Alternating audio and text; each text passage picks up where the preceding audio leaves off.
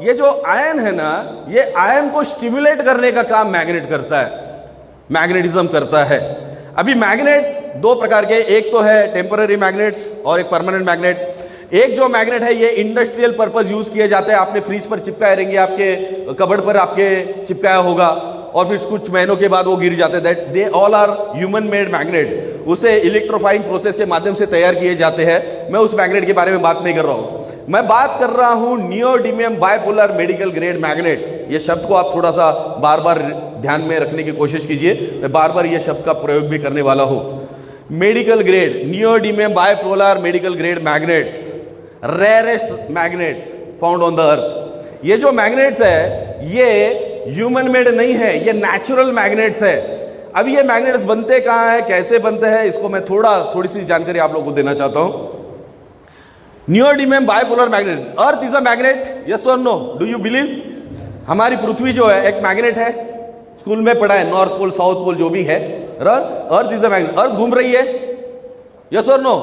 अर्थ घूम रही है, ये अपने इर्द गिर्द घूम रही है, अपने खुद के चक्कर काट रही है, इसके साथ साथ वो सूरज के भी चक्कर काट रही है, बराबर। अभी इसकी गति क्या होगी, चक्कर काट रही है यानी घूम रही है, कुछ तो स्पीड होगा। इसका स्पीड क्या हो सकता है, जो नए हैं वो बोले, क्या गति से घूमती है पृथ्वी? हाँ, नो वन? 6,000 किलोमीटर बोल रहे हैं। जानकारी से पता चलता है कि ये 1,08,000 किलोमीटर प्रति घंटा इतनी रफ्तार से घूमती है। कितना? 1,08,000 किलोमीटर पर आवर ये रफ्तार है। आप सोचिए कितनी तेज पृथ्वी घूम रही है। हमें बिल्कुल समझ में नहीं आ रहा है। हमें पता चल रहा है क्या? नहीं। क्यों नहीं पता चल रहा है? ड्यू टू ग्रेविटेशनल फोर्स हमें बिल्कुल पता नहीं चल रहा है। चलो खैर कोई बात नहीं, हमें पता नहीं चल रहा है, कोई बात नहीं है।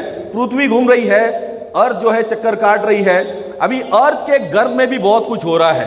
जितना समंदर हम ऊपरी तौर पर पानी का देख रहे हैं, उससे कई गुना ज्यादा गहरा समंदर उसके गर्भ में है, उसके पेट में है। वो पानी का नहीं है, वो सब लिक्विड मेटल्स है, मोल्टन आयन है, लिक्विड मेटल्स का समंदर है वो।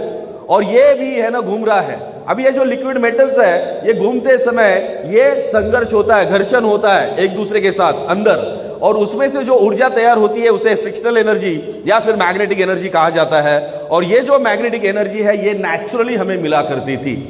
इसका बेसिक काम क्या था, अभी आप लोगों को शायद याद होगा, आप भी जब बचपन में या फिर कुछ सालों पहले की अगर मैं बात करूं तो हम लोग नंगे पांव जमीन में खेला करते थे, यस और नो?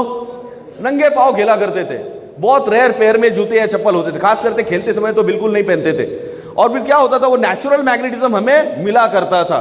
मेडिकल साइंस की जहां तक बात है, मेडिकल साइंस ये बोलता है almost 90% of disease and disorders in a human body is only because of poor blood circulation.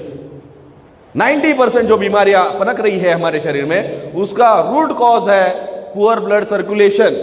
अभी क्या हो रहा था कि जब हमारा मिट्टी के साथ संपर्क आता था तो हमें नैसर्गिक जो ऊर्जा है, जो मैग्नेटिज्म है, वो मिला करता था, जिससे हमारे ब्लड में जो आयन है, ये आयन वो स्टिमुलेट करने का काम करता था। और स्टिमुलेशन के कारण एक जगह ठहराव नहीं होता था। जब मैग्नेट ह्यूमन बॉडी के संपर्क में आता है, एक स्टैटिक मैग्नेटिक फील्ड तैयार हो जाती है। और एक बार स्टैटिक मैग्नेटिक फील्ड तैयार हो जाए तो फिर ऑटोमेटिकली जो आयन है ये अट्रैक्ट होना चालू हो जाएगा, स्टिमुलेट होना चालू हो जाएगा, जिसके चलते वो खुद और उसके साथ जो बाकी ब्लड के जो इंग्रेडिएंट्स है वो एक जगह ठहर नहीं सकते, वो कंटिन्यूस मूवमेंट में आ जाते हैं। अभी स्टैटिक मैग्नेटिक फील्ड का सबसे बड़ा असर क्या होता है, जब ये स्टैटिक मैग्नेटिक फील्ड तैयार हो जाती है तब constant flow of blood maintain रहता है, कांस्टेंट। ऐसा नहीं होता कि आपने मैग्नेट का उपयोग चालू किया तो ये सीधा 150-200 की स्पीड से भागना चालू करेगा, ऐसा कभी नहीं होता, या फिर नीचे चला जाएगा, ऐसा बिल्कुल नहीं होता। जो उसकी रफ्तार है उसे वो नियंत्रित रखने का काम करता है। नियंत्रित, इस शब्द को आप समझ लीजिए, constant magnetic flow, constant current flow, constant blood flow, ये नियंत्रित रखने का काम है। तो इससे क्या होता है, अभी देखिए हम लोग जिक्र कर रहे थे हवा पानी अन्न के कण कोशिकाओं के स्तर पर जाने चाहिए, क्योंकि वही उसका ऊर्जा का स्रोत है। अगर मान लो सही समय या सही मात्रा में, उचित मात्रा में अगर इन कोशिकाओं को हवा पानी अन्न के कण ना मिले तो वो कोशिकाएं कमजोर हो जाएगी। और वो कमजोर हो जाएगी तो धीरे धीरे फिर टिश्यूज डेड होंगे, टिश्यूज डेड हो गए तो फिर ऑर्गन्स पर उसका परिणाम होना चालू हो जाएगा। तो सेलुलर लेवल पर सही मात्रा में सही समय में हमारी ये तीनों चीजें जानी चाहिए, हवा, पानी, अन्न। तो इसे नियंत्रित रखने का काम जो है ये मैग्नेटिज्म करता है। और एक बार ये नियंत्रित हो जाए तो सेलुलर लेवल पर ब्लड सर्कुलेशन, जिसको माइक्रो सेलुलर ब्लड सर्कुलेशन कहते हैं, ये बढ़ना चालू हो जाता है। और जब माइक्रो ब्लड सर्कुलेशन जब बढ़ जाता है तो ऑटोमेटिकली सेलुलर इम्यूनिटी है ये बढ़ना चालू हो जाती है। सेल्स की इम्यूनिटी बढ़ती है तो टिश्यूज अपने आप मजबूत हो जाते हैं, और टिश्यूज मजबूत हुए तो ऑर्गन्स जो बहुत अच्छी तरह से फंक्शन कर पाते हैं। ऑर्गन्स फंक्शन अगर सही तरीके से कर पाए तो हमारी बॉडी तंदुरुस्त रह सकती है। वी से इम्यून बॉडी, इम्यून, ओके, यानी शक्तिशाली। तो ये इसका बेसिकली काम है। तो ये पहली बात जो समझ में आई। अभी क्या हो रहा है, अभी हम लोग वो पैरों में जूते या चप्पल हम लोग डाल रहे हैं, अभी हमारा सीधा मिट्टी के साथ कोई संपर्क नहीं है, ये पहली प्रॉब्लम। दूसरी प्रॉब्लम क्या है, बाहर मार्केट में जाएंगे, बाहर कहीं भी आएंगे तो आप देखिए टार रोड्स हो गए, कॉन्क्रीटाइजेशन हो गया है पूरी तरह से। फिर बच्चों को भी अगर हम लोग खेलने भेजे बाहर मार्केट ग्राउंड में तो उनके पैरों में भी बड़े बड़े नाइके, आदिदास वगैरह सब बड़े बड़े ब्रांड के शूज आ गए, तो उनका भी मिट्टी के साथ संपर्क नहीं है। तो ये बात जब साइंटिस्ट को पता चली कि almost 90% of disease and disorder उसका root cause he poor blood circulation है, तो मैग्नेटिज्म ये जो ऊर्जा का स्रोत है इसे पुनर्प्रस्थापित किया जाए। इसको अगर हम लोग हमारे जीवन में लाए तो क्या हो जाएगा, हमारा ब्लड सर्कुलेशन ठीक हो जाएगा। अच्छा, दूसरा फायदा हमें यह होता है, यानी मैग्नेट के संपर्क में आने से पहला फायदा मैंने बताया, improve blood circulation, improve blood circulation. Second क्या है, iron is carrier of oxygen. हमारे शरीर में ऑक्सीजनेटेड ब्लड फ्लो करने का काम ही आयरन करता है। आयरन ही है जो लंग्स में से ज्यादा मात्रा में ऑक्सीजन को खींचता है। तो अगर आयरन ने अगर ज्यादा मात्रा में खींचा तो हमारी ऑक्सीजन लेवल जो है वो हमेशा ऑप्टिमम रहेगी, यानी जितने की जरूरत है उतनी हमेशा रहेगी, मौजूद रहेगी। क्योंकि ऑक्सीजन वो चीज है जो हमारे शरीर में ऊर्जा निर्माण करने का काम करती है। फ्यूलिंग का जो काम है ये ऑक्सीजन के माध्यम से तो होता है, लेकिन अगर ऑक्सीजन अगर सही मात्रा में अगर हमारे ब्लड में नहीं है तो गड़बड़ है। अब देखिए बहुत सारे लोग, खास करके कोरोना पीरियड में बहुत सारे लोगों के घर में अभी ऑक्सीमीटर भी आ गया है। तो ये जो ऑक्सीमीटर है ये हम लोग खास करके पेशेंट को चेक करने के लिए, बुखार ज़्यादा है तो हम लोग चेक करते थे, भाई इसका 95, 94, 93, 90 ये नीचे नीचे नीचे ड्रॉप हो रहा है, तो हमें समझ में आता था। अभी उस व्यक्ति को मैग्नेटिज्म के संपर्क में लाओ तो with in fraction of second है ना, उसका है ना ऑक्सीजन लेवल है ना ये 100 हो जाएगा, 99.99% बढ़ जाएगा ऑक्सीजन लेवल। क्यों? क्योंकि उसका वो काम ही है आयरन को स्टिमुलेट करना और मैक्सिमम ऑक्सीजन सप्लाई करना। तो ऑक्सीजनेटेड ब्लड फ्लो इसका इंप्रूव हो जाता है, ये इसका सेकेंड फायदा है। और थर्ड जो मैंने शब्द का प्रयोग किया, स्टैटिक मैग्नेटिक फील्ड, एक बार तैयार हो जाए ये इतनी मजबूत होती है कि इसके भीतर सूरज की अल्ट्रावायलेट किरणें भी प्रवेश नहीं कर सकती, इतनी ये जबरदस्त होती है, इतनी ये शक्तिशाली होती है। तो जब आप मैग्नेट का प्रयोग करते हो तो ये आपको अल्ट्रावायलेट किरणों से बचाने का भी काम करता है, या किसी भी प्रकार के जो रेडिएशंस है उसे बचाने का काम करता है। ये तीन प्रमुख कारण हैं जिसके लिए मैग्नेटिज्म का सबसे ज्यादा उपयोग हो सकता है। अभी जो भी बातें मैंने आप लोगों को ऊपरी तौर पर बताने की जो कोशिश की है, आपको शायद 100% समझ में आए या नहीं आए कोई फर्क नहीं बनता, लेकिन एक बात समझ लीजिए इसको कि जो लोग स्पेस में जाते हैं, एस्ट्रोनॉट्स खास करके जो स्पेस में जाते हैं, एक बार एक अर्थ की कक्षा से अगर हम लोग बाहर निकल गए तो वहां पर हमें मैग्नेटिज्म तो मिलेगा नहीं, तो हमारा ब्लड सर्कुलेशन ही होने वाला नहीं है, और ब्लड सर्कुलेशन नहीं हुआ तो अल्टीमेट क्या है, डेथ। ये साइंटिस्ट को पता है।